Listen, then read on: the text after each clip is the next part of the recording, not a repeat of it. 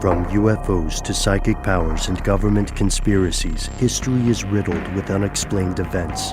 You can turn back now or learn the stuff they don't want you to know. A production of iHeartRadio's How Stuff Works.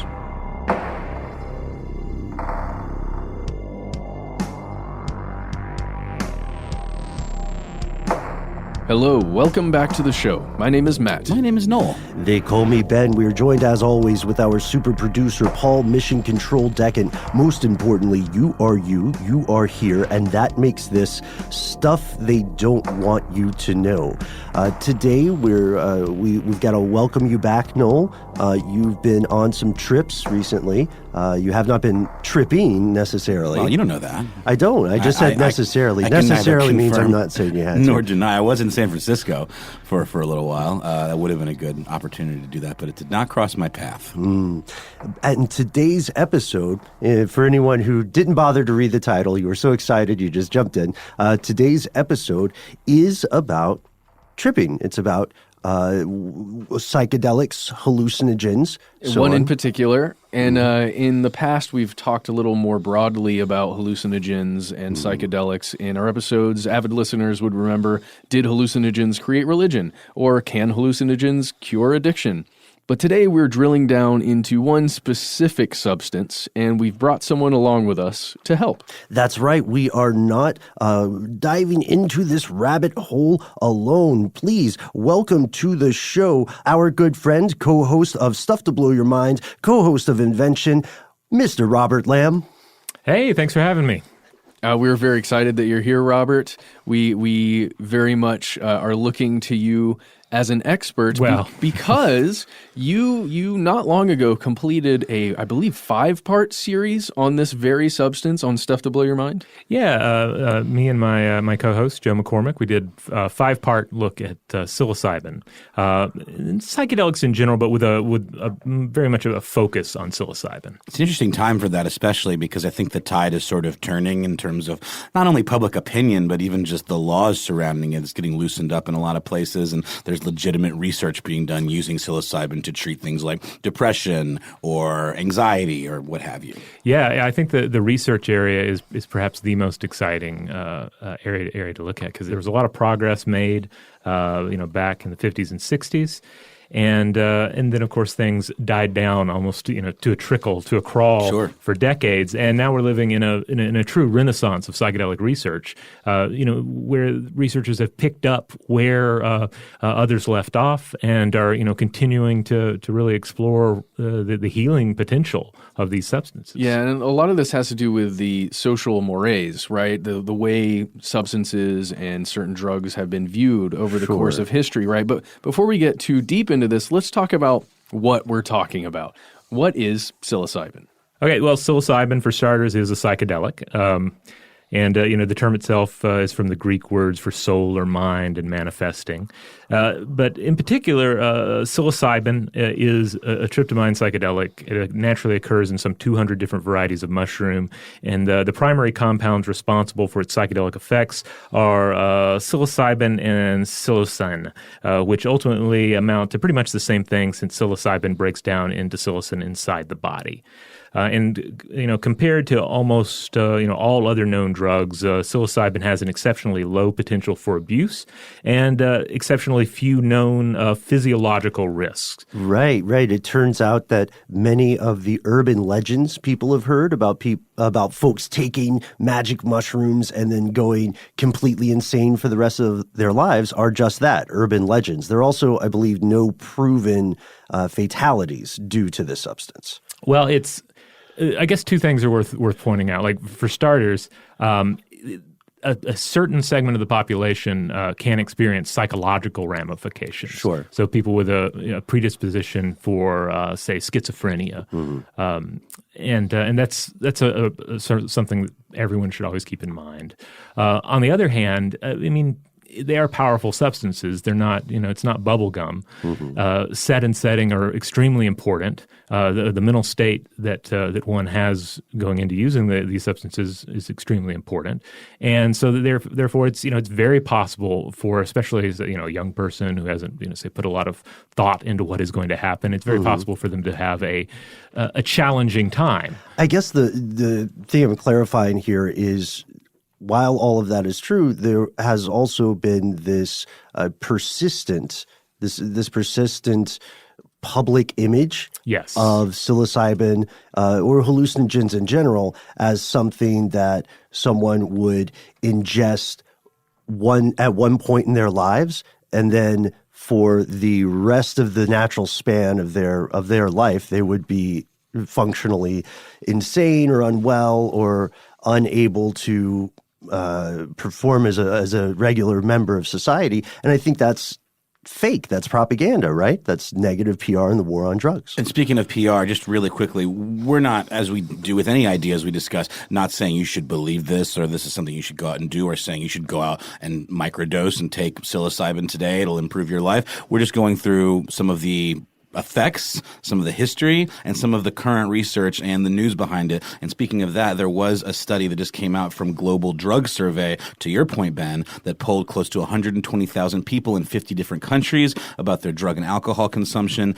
And 12,000 people in that survey said they did mushrooms in 2016, and only 0.2% of them said they needed emergency medical care afterward, as opposed to, that was 5 or 6 times lower than LSD, cocaine, MDMA, and alcohol, and 3 times lower than marijuana. So, and there's also something to be said here about combination of substances. Sure, when you do those, there's always a danger there.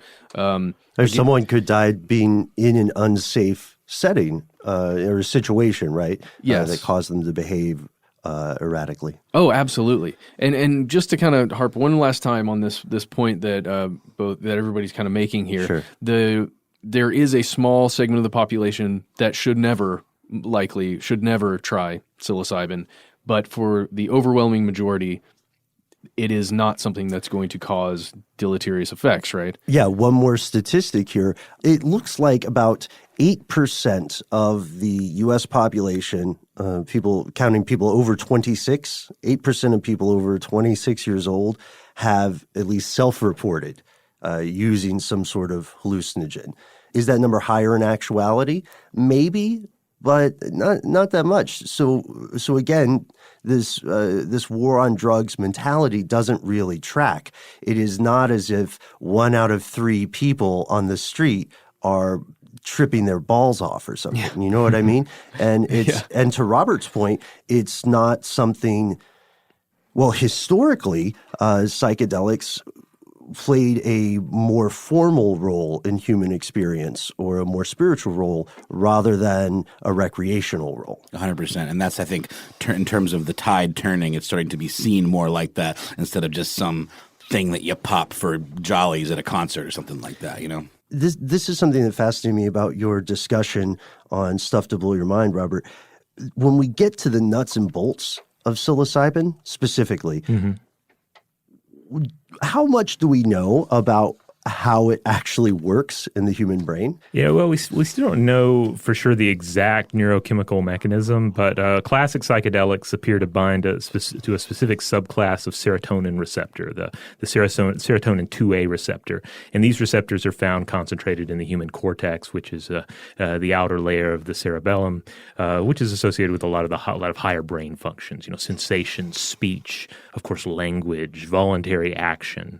So when you take a psychedelic like LSD or psilocybin, mushrooms, the active compounds make their way into the brain and sort of act as serotonin, binding to these receptors.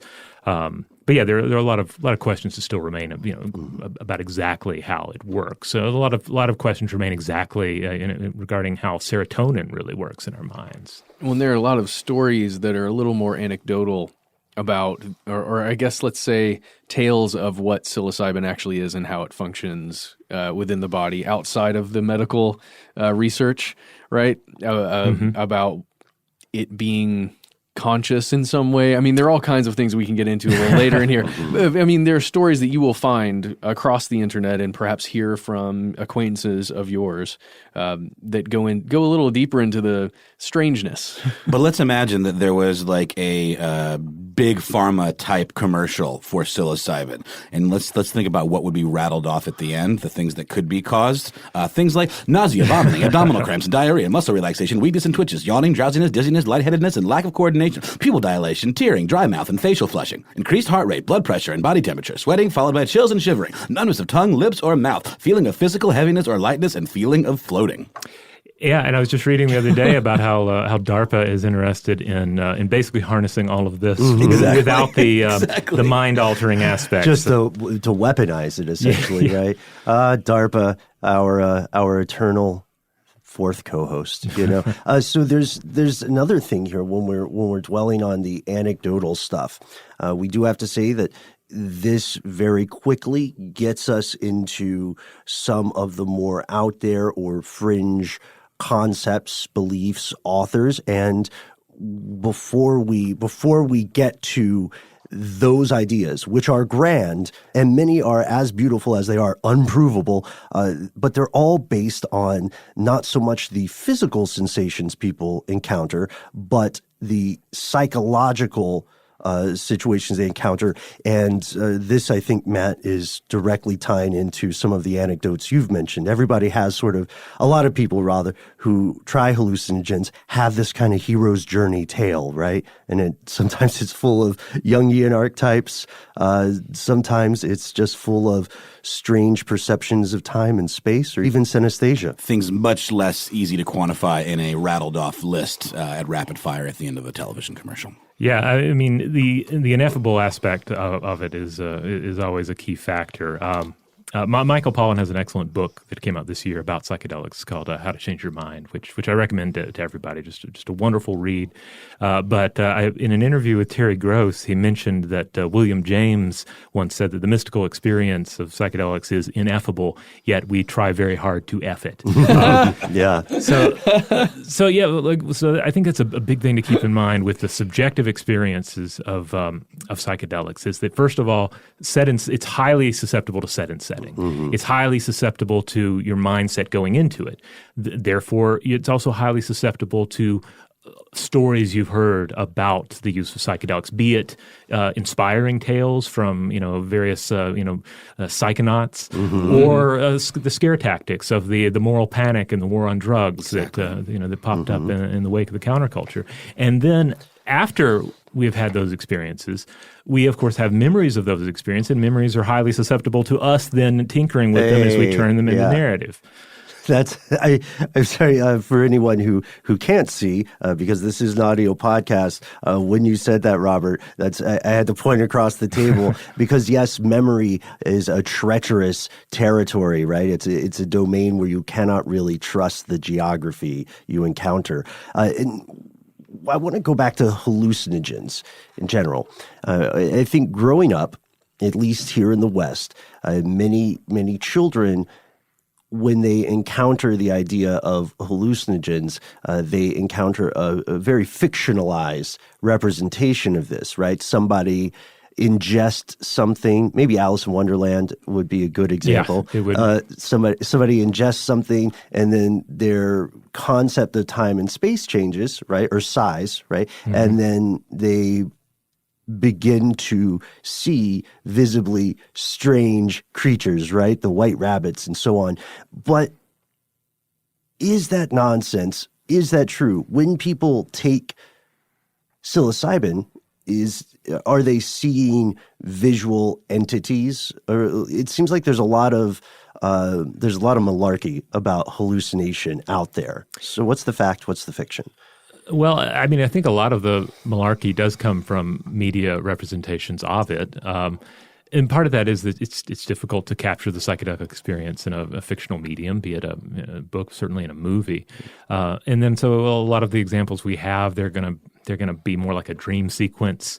They're going to, they might not be that well executed, and they're also probably going to play into something that's more dramatic, right? Maybe even something more horrific as a means of just advancing whatever story they're telling. Do you guys remember the book Go Ask Alice? No. So it was a 1971 fictional book for young adults written anonymously. And at the time, like when I was a kid, it was a required book we had to read. And it's basically the story of this young girl who starts taking drugs and ultimately takes psychedelics and ends up like throwing herself off a building and like dying. And it's now looked at as utter propaganda, but I was forced to read it, and it was in the era of Dare, where they come through the school with like a giant suitcase full of every drug and point it out and tell you all about it and all of these horror stories. But I got to say, the giant suitcase of drugs, just as a kid, I'm like, ooh, I want to try that one and that one and that one. Well, it makes you think of Hunter S. Thompson. Exactly, right? Of course. Which of course, the book and certainly the movie are, I think for a lot of people, are kind of like their first, or at least an early introduction into what like the psychedelic experience might consist of. Yeah. And yet at the same time, that movie's completely ridiculous. Of course, of course. Depiction of things, like, I mean, it's wonderful, but it's a highly, it highly depends on depictions of hallucination. That's right. Outright visual hallucination. The Las Vegas movie? Yes. Bat Country, yes, yeah, just so. And this is interesting, though, especially the point about Hunter S. Thompson, because while that is still very much gonzo, right, very much his genre, there are true events there that form the kernel of this. So we are reading, what do they always say? A made-for-TV movie is more or less BS when that little card comes up at the front of the show and it says, inspired by true events. They're inspired by actual events.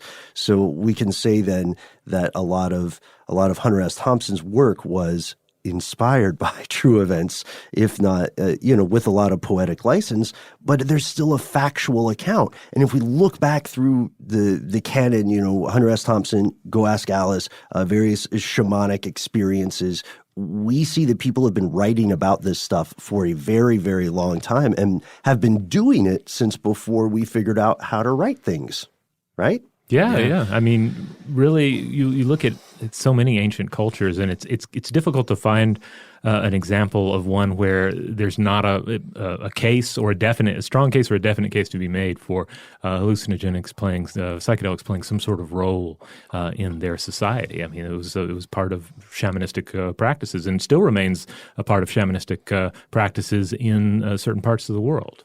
I'd just like to jump back really fast to the Maryland Center physiological effects of ingesting psilocybin, because I think there are a couple in here that speak directly to what we're talking about, that are the reason that this type of substance is used in shamanistic practices and has been for so long. Just very, very specifically, the heightened sensory perceptions that can occur. That's probably the one DARPA is most interested in. Oh, yeah, exactly.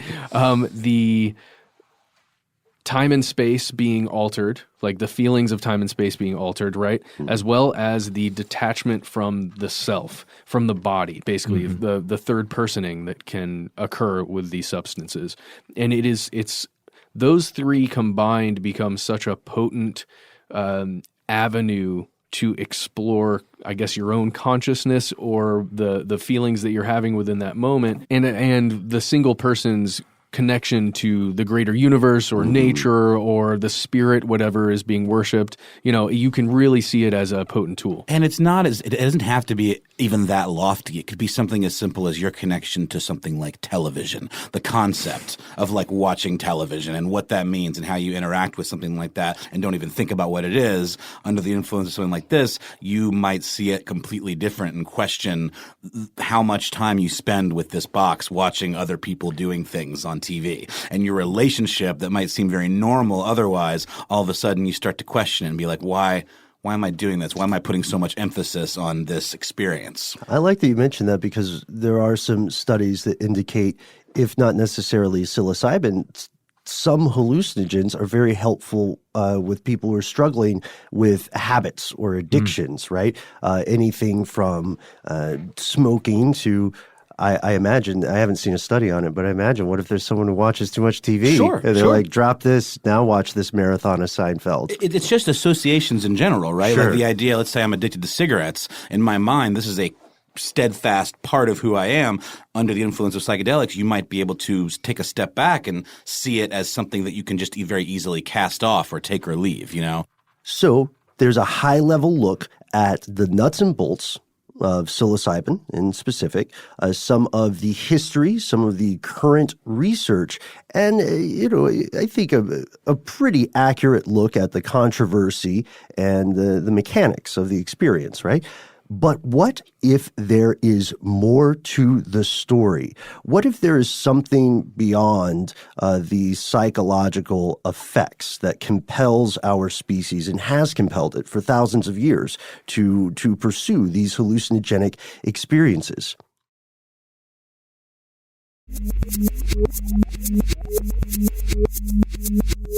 Here's where it gets crazy. There's this author named Terence McKenna. Terence McKenna was born in 1946.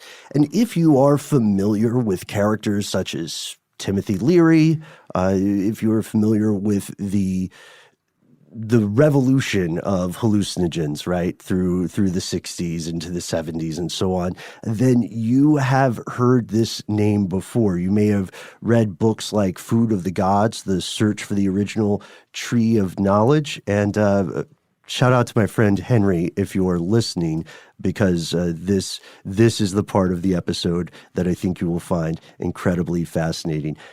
This guy is a friend of ours, will sometimes write to me and try to get us to do another psychedelic episode. So you're helping us very much, Robert, because you've read some Terence McKenna, right? Yeah. I've been on something of a Terence McKenna kick recently, and McKenna is a fascinating individual, a wonderful writer, wonderful speaker too. There's no shortage of YouTube streams and whatnot available out there. You can listen to him present his ideas to people. I think it's fair to compare him to Timothy Leary in a sense, like in kind of a way he was kind of filling that the void, filling that the place for a spokesperson for the psychedelic experience in the counterculture, especially during the 1990s. But he also, I think, in many respects, is felt more authentic than Leary. Leary is also a fascinating individual who certainly said some profound things and played a powerful role in the counterculture. At the same time, had plenty of faults to go around as well. Yes. And definitely leaned into the sort of guru nature that was given to him. But McKenna is fascinating from a number of standpoints. Certainly his commentary on psychedelics, but he also wrote and spoke about just various aspects of the human experience. Mm-hmm. This name may be unfamiliar to some of us listening today, but you may have already encountered some of his ideas, right? Because when we talk about a hallucinogenic psychedelic experience, we're humans, right? Our brains are built to kind of categorize and group things. And so it's no surprise that, similar to reports of near-death experiences, some hallucinogens and some people's experience using them appear to have trends. And that's when you'll hear people tell you with complete conviction that they have not only gone to a new realm of consciousness, but they encountered something there when they took the substance, right? And the big question for me here when we're discussing something like this is if you are going to go down that route of there is a shared experience in some way when using these substances, is it a shared thing with the humans and our biological systems and the history of our biological systems, or is it something with the substance itself that is either unlocking something within us or is imparting something? Which is always an interesting sort of the idea of a collective unconsciousness that people are unconscious people are tapping into, kind of. Or? Yeah, and I think a big part of it comes back to what we do believe that psychedelics are doing. Right. A basic one of the analogies I love is the shaking of the snow globe, shaking things up, changing your perspective, putting you in a mindset that could enable you to overcome various addictions. Again, that's one of the areas where we see some wonderful research results. But again, it's not the psychedelic substances themselves that that are treating or could be used to treat addictions, but it is the state that they invoke, the psychedelic experience itself, and so. If you're put in a state where suddenly you're seeing everything from new perspectives, it can certainly put you in a state where you can have some rather almost alien interpretations of what's going on inside your brain and what's going on inside reality. And really quick, as far as the research, do you know? We can look this up if no one does. Is there any study that goes into does it change your brain on a physiological level, or is it more about permanent level? Yeah, or is it more about you remembering the experience and applying that to your life in terms of using it as treatment, or in terms of the lasting impact of an experience like this? Unless I'm forgetting a key study, I don't believe there are any studies that point to fixed changes in the structure of the brain. I wouldn't have thought so either. Yeah. To me, it seems more like I'm learning. I'm having a session where I'm experiencing something, and then I'm remembering that. It doesn't require you to repeat the experience over and over again. You can just do it a handful of times in the same way you can go to therapy. You don't have to be in therapy 24/7. You go occasionally and you learn from that, and you take your experiences and apply them to your life. Yeah, it's not going to change your DNA, which I think there were some Graham Hitchcock stories about that back in the day.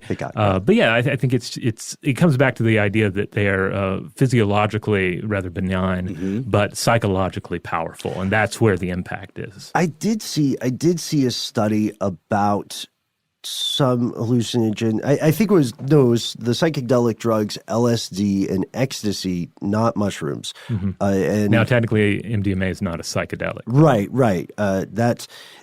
I think they grouped it specifically LSD, and then they also studied ecstasy or MDMA, and they found that there can be some physical alteration of the brain. But to these researchers, let's see, who was this? This is David Olson, who's an assistant professor of chemistry and molecular medicine at UC Davis. What they found seemed to be potentially beneficial rather than something damaging. They thought it could have benefits for people with certain mood disorders, but I haven't seen a ton of the research that would indicate, what you're talking about, Noel, some kind of massive system-wide physical change in the brain. I think part of that is because our research was stymied for so long, right, due to some of the social concerns and taboos mentioned earlier. And that's why some of these concepts that are still so very, very out there, the idea that accidental ingestion and then later purposeful ingestion of hallucinogenic materials led to religion, right? Or what's the other one? It's the Terence McKenna. We talked about the stoned ape theory. That one. Yeah, the stoned ape hypothesis, which is a fabulous, a very entertaining hypothesis, and his book Food of the Gods is really I found it a really rewarding read. Tell us a bit about that, because this goes into those the heightened sensory perception that we talked about. That's one of the keys. So he makes this argument that human consciousness emerges in large part due to the consumption of psychedelics by our prehistoric ancestors, and the case he makes is incomplete. It's there's no way to prove it, and maybe no way to really disprove it. But he points to heightened perception, which I believe there's been a recent study with canines or canines or wolves, I forget which, that show like similar situation, like enhancing their ability to, in the case of dogs, to find their food. In the case of hunter-gatherers, it could have had an effect there. McKenna also made an argument for enhancing the libido, leading to to more breeding, and then just sort of an evolution of thought and the rise of language and so forth. And then he plays a lot too with looking at where this would have occurred and how it would have occurred, what substances might have occurred, while at the same time acknowledging that it was written during the dark age of psychedelic research, that there were still a lot of questions remaining, and certain archaeological finds he said would need to be made to fully support his case. And that's one thing that gives him a ton of street cred, in my opinion, is being able to say, okay, also we have to, wait for proof. Yeah. I think this is possible, but let's wait till we see the bones. One of the biggest walkaways I have whenever I read some McKenna stuff is I'll say, all right, this is very far away from what maybe the mainstream thinks, right? Certainly it's far away from what the U.S. federal government officially thinks about psychedelics. However, you read stuff like that and you go back to medieval texts that some really probably intoxicated monks have been working on, and then you see this strange art and you think, okay, it's plausible. Maybe more people were using psychedelics than we thought, right? And the symbolism, right, in Mesoamerica, right? Yeah. And I think we mentioned 2 various different manuscripts seem to have what appears to be mushrooms of some sort playing these incredibly important, significant symbolic roles. A really quick diversion. I think this applies, though. I've been reading this book called Sapiens by Yuval Noah Harari, and it's the idea of the evolution of man. And I didn't realize that a lot of Homo sapien species existed on the planet at the same time. You have this sense of there being this this graph of the slumped over pre-man developing into the upright man, but apparently all of these kind of developed at the same time. And it was Homo sapiens' ability to develop language and be able to tell stories and almost create these sort of belief systems that led to us becoming the top of the food chain. That's sort of the hypothesis in this book, and it makes a lot of sense. And to me, maybe the ape that ate the psychedelic mushroom and kind of had his perception change would have been the one that started to develop language or create these more abstract ideas of storytelling. And it's something as simple as me telling you a sort of fictional tale about some animals interacting to inventing something like an LLC, like a corporation, or like the idea of money that's all just kind of fictions that we believe and we accept. But that's what separates us from other species that can only say the dog is over there, but they can't say, the dog talked to the cat and you create this narrative surrounding that or whatever. The dog is over there because that is the way to access the afterlife. Yeah, exactly. You guys, it's because they accessed the overmind. Right. They got down into the mycelial connections. Yeah. They figured out, it's all one big thing, you guys, and we're just a part of it. And I get the stoned ape thing is very unprovable, but I think I'm on the same page with you, Robert, that it's fascinating, and I can kind of see how that could be a leg up. Yeah, like I'm not really into saying like it's the thing. Sure. But I think you can certainly make a case that any substance or event or experience that causes a person to sort of step outside of their normal way of thinking. Yeah. And that can be anything. It could be psilocybin. It could be trauma.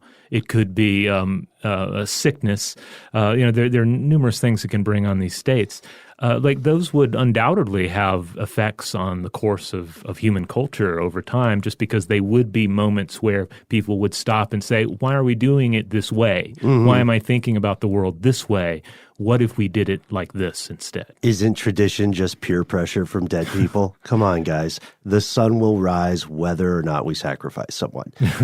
That's be very glib there. I do want to point out, though, while Harari is an excellent writer, Sapiens toward the end feels a lot more speculative, and it feels like more of his opinions and his beliefs.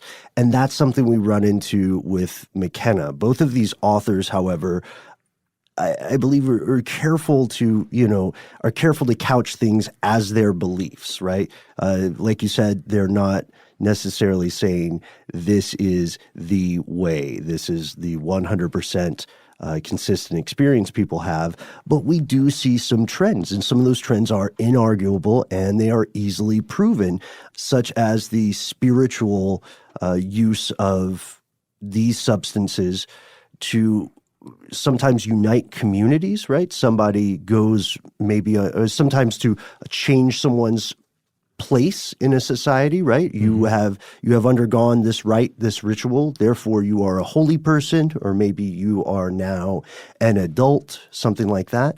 And then also there's this connection to the concept of the other world, the dream world, right?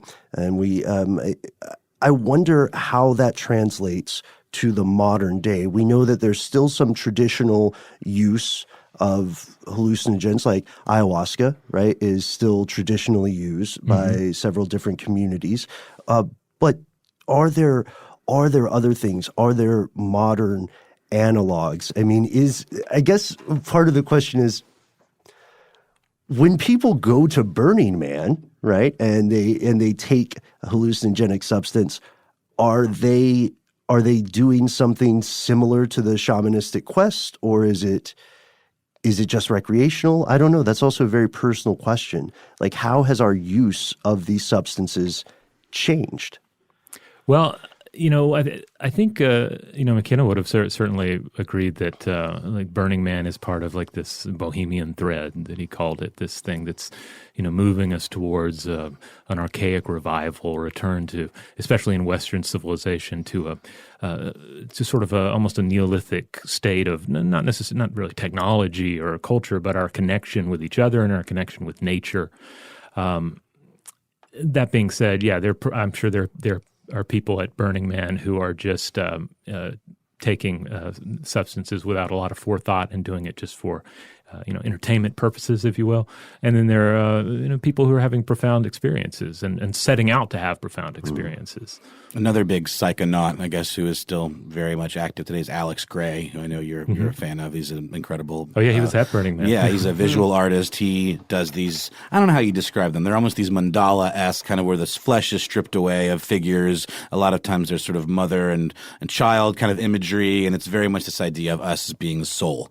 And we haven't really talked about that aspect of the psychedelic experience, but I'd like to. But he has been associated with the band Tool for years, doing art for them, and they did like a listening party for this new Tool record that came out on this giant dragon, like Mad Max looking dragon boat truck thing. I don't know what you call it, but he's a guy who, it's so funny, like Terence McKenna, very funny sounding guy. His voice, the way he speaks, Alex Gray sounds very similar. I wonder if there's something about the fact that they've been using these substances so frequently that causes them to almost become a certain way. It's very interesting. I don't know about that. Well, I don't know. We really can't know, though. I mean, we won't know until there's an opportunity to do a longitudinal study. Absolutely. And I'm not making fun or light at all. They just both have a very similar way that they speak and a way that they kind of carry themselves. And I don't know. I only just heard Alex Gray speak like the other day, and I was like, he sounds just like Terence McKenna. Well, maybe to a certain extent, but Terence definitely had a real knack for speaking and a way of stressing certain words that would come out of his mouth. Like he had a wonderful cadence. Yeah. Again, he's all over YouTube, so you can find various talks from He's him. on a Tool song, I believe. Third Eye, isn't there a sample of I think that's lyric stuff. But he does show up in some.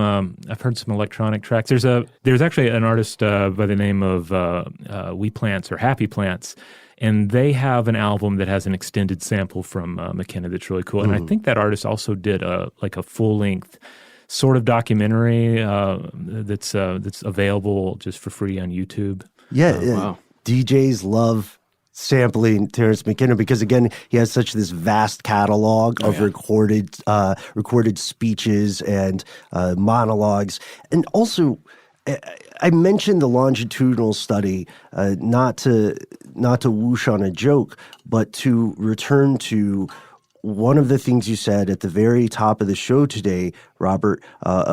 You talked about this renaissance, right? In which we are currently living. We're recording this during a renaissance of research into psychedelics, into psilocybin, but we can't have a renaissance unless it is preceded by some sort of dark age. And that's why we call these things a renaissance.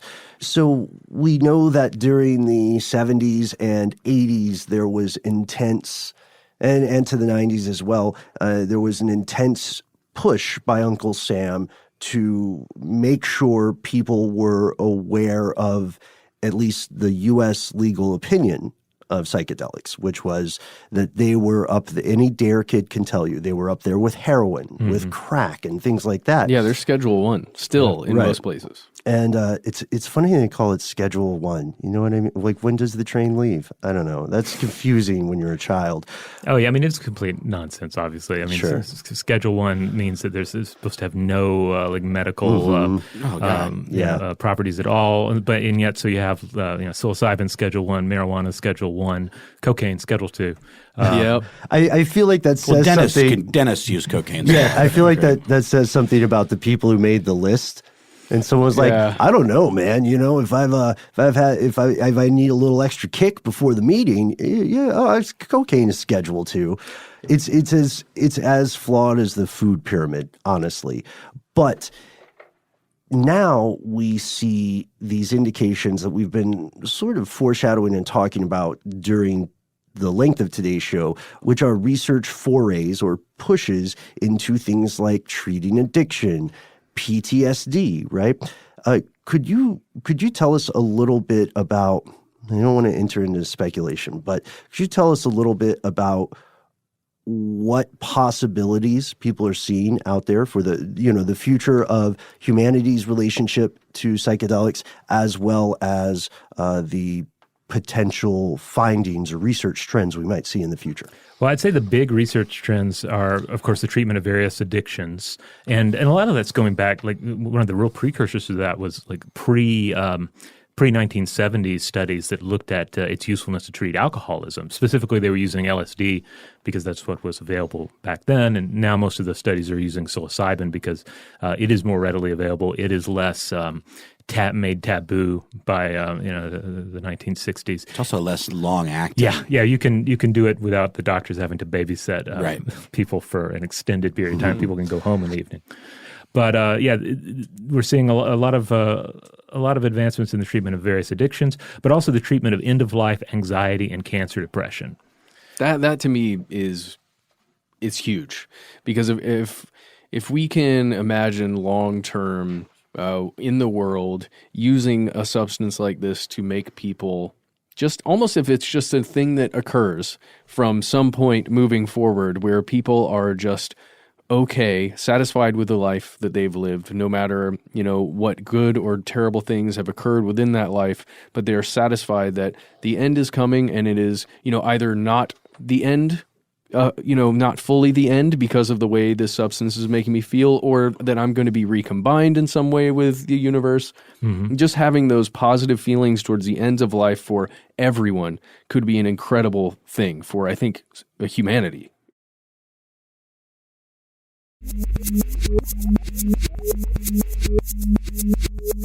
I think it's all about reframing an experience. It's less about, everything's going to be okay because I see a beautiful light and I'm going to quote unquote heaven or some kind of beyond or universe connective thing. To me, it's like in the same way that psychedelics could reframe your thinking about smoking cigarettes, it could also reframe your thinking about death. Yeah. And I think that's the important part. And it's something we didn't really touch on earlier, but it's very important, I think, to make it clear that there is this whole dichotomy of like bad trip, good trip is kind of nonsense. Like essentially, any report you look at, any serious study, people are going to have a mix. They're going to have challenging moments, and they're going to have rewarding moments, and that is part of shaking up the snow globe. Is that it's going to put things in a new context. It may put your fear in a new context, but it also may put some of the things you hold very dear in a new context and force you to reanalyze them. I think at its most powerful, one of the analogs, anecdotally, for this kind of experience, at least the more positive end of it, is the revelation that many astronauts or cosmonauts report when they see the planet by itself for the first time, and they return back to Earth, hopefully safely, and nothing has physiologically changed in their brain, right? Nothing other than the clearly traumatic experience of having to exist in space.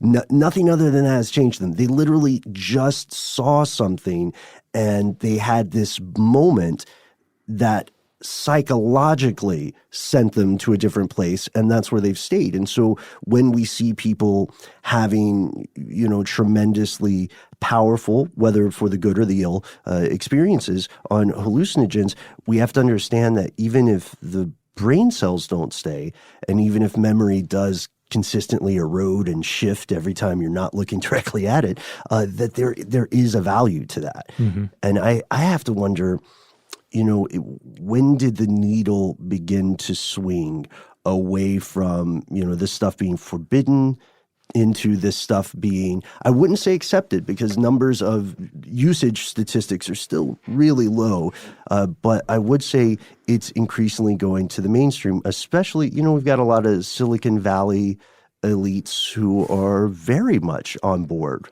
with hallucinogens, not just at Burning Man, right? Mm-hmm. And I think we see these people as successful individuals, and these are modern days.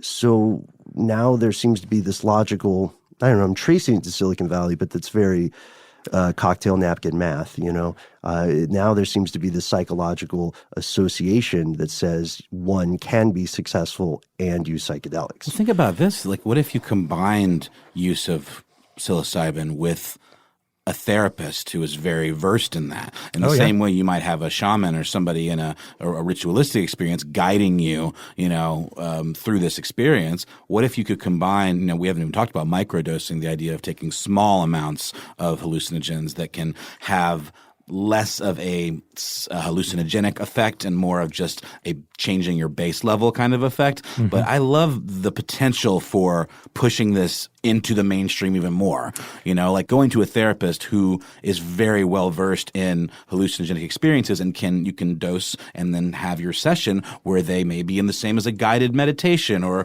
a dream, reversion or whatever, what have you. I think there's a lot of potential for that we haven't seen yet. Yeah, and there's a lot of that going on in the underground. Due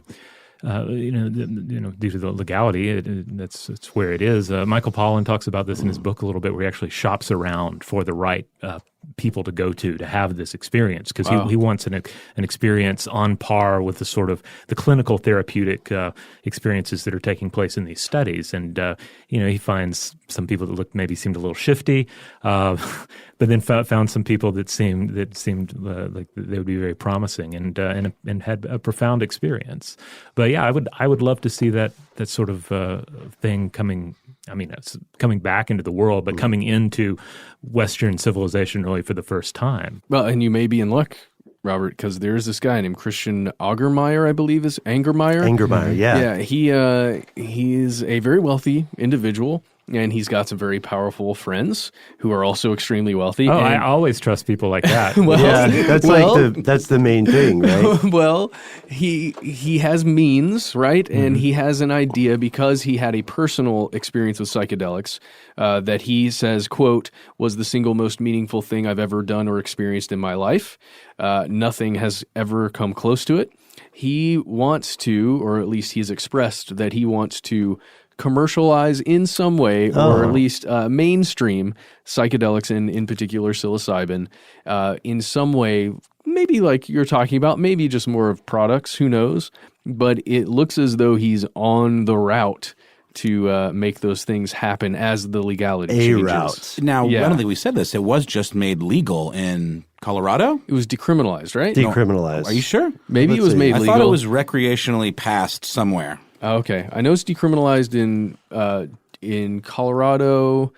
It's, I think, Oakland, California, like the single place of Oakland, California. There are still, there are some very strict laws still in place all over the country. I mean, even when you get down to the plant itself, the plants themselves, but in this case, the fungus itself, the spores are particularly highly illegal in California and in Georgia, where we're recording this. Because they're easy to transport too, right? So it's not like you're hauling around a huge marijuana plant, right? It's much easier. And yes. But not to make the most obvious hippie statement ever, but just how ridiculous is it that certain plants are outlawed by the ascendant apes that have destroyed most of the planet? It's true. That use them to gain their prominence over the planet. And perhaps making them illegal is actually preventing them from being a victim of this great extinction in which we live. I'm spitballing there.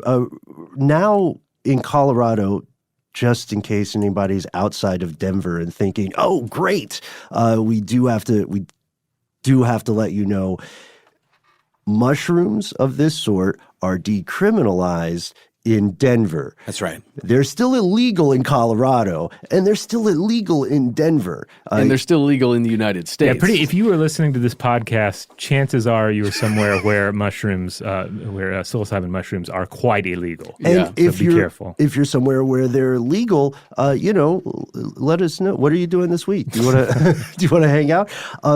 Speaking of hanging out, Robert, thank you so much for taking this journey with us today. A lot of our listeners right now are going, "But you didn't get to this. You didn't get to this. What else is there?" We have some good news because as the co-host of Stuff to Blow Your Mind, you and Joe McCormick, who appeared earlier in an episode of Stuff That I Want You to Know, have done a deep dive into psychedelics. Where can people find this 5-part series? So we did the 5-part series on psychedelics. You can find it at stufftoblowyourmind.com or just wherever you get your podcasts. You just look up Stuff to Blow Your Mind, and there it is. I do have to say, even though we took a deep dive, we were not able to explore everything either. It is you could do an entire series on psychedelics, on even particular psychedelics, and there's still so much that we don't know and are figuring out.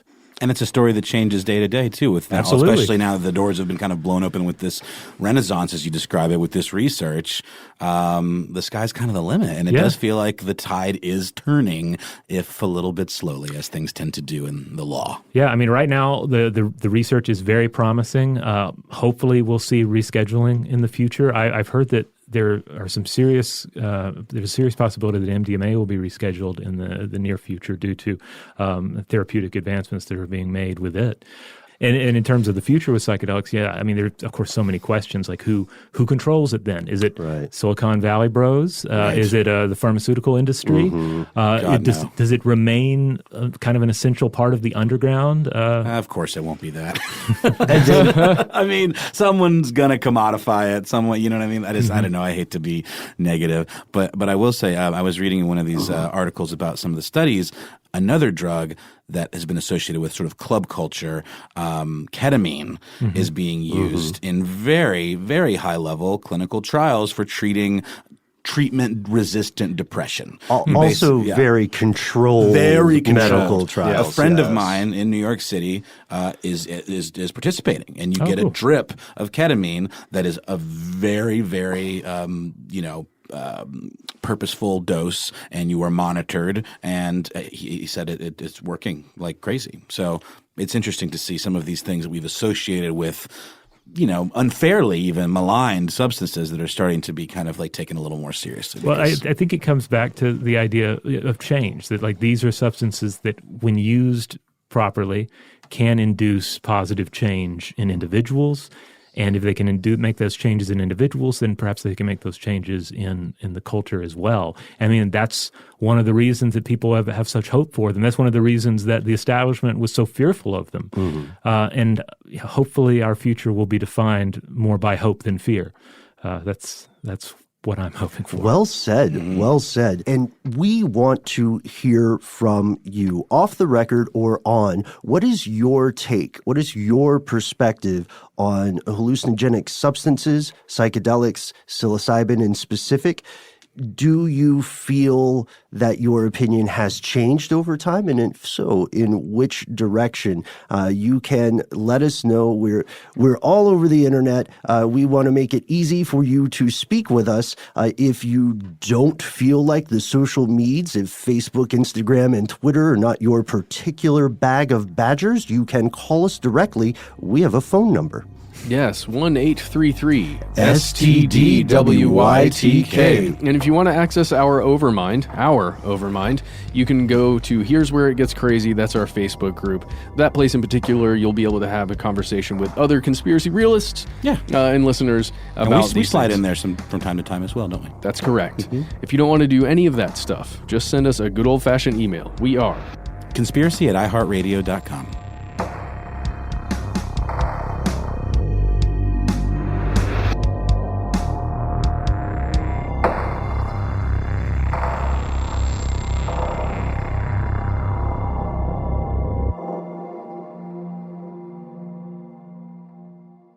Stuff They Don't Want You to Know is a production of iHeartRadio's How Stuff Works. For more podcasts from iHeartRadio, visit the iHeartRadio app, Apple Podcasts, or wherever you listen to your favorite shows.